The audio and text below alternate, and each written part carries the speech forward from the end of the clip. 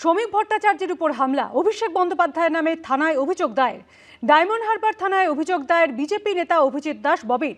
অভিষেক বন্দ্যোপাধ্যায় সহ ৭৯ জনের বিরুদ্ধে অভিযোগ দায়ের। ২০২০ সালের ৬ই অক্টোবর ডায়মন্ড হারবারে শ্রমিক ভট্টাচার্যের উপর হামলার অভিযোগ ওঠে। স্রোতের পোল মোড়ে শ্রমিক ভট্টাচার্যের গাড়ি ভাঙচুরের অভিযোগ ওঠে। আর এই হামলার ঘটনায় অভিষেক বন্দ্যোপাধ্যায় ঘনিষ্ঠ লোকজন জড়িত ছিলেন, এমনটাই অভিযোগ বিজেপি নেতা অভিজিৎ দাস ববির। অভিষেক বন্দ্যোপাধ্যায়, সুমিত রায়, জাহাঙ্গীর খান সহ মোট ৭৯ জনের বিরুদ্ধে অভিযোগ দায়ের করেছেন বিজেপি নেতা।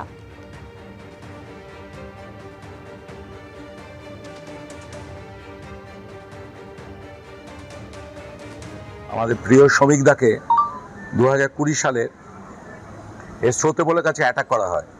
কোনো মামলায় সে সময় করেনি পুলিশকে কমপ্লেন করা হয়েছিল। আমি নিজে কথা বলেছিলাম এসপির সঙ্গে, কিন্তু ৬-১০-২০২০ ঘটনাতে কোনো কমপ্লেন দায়ের হয়নি এবং কাউকে অ্যারেস্ট তো দূরের কথা।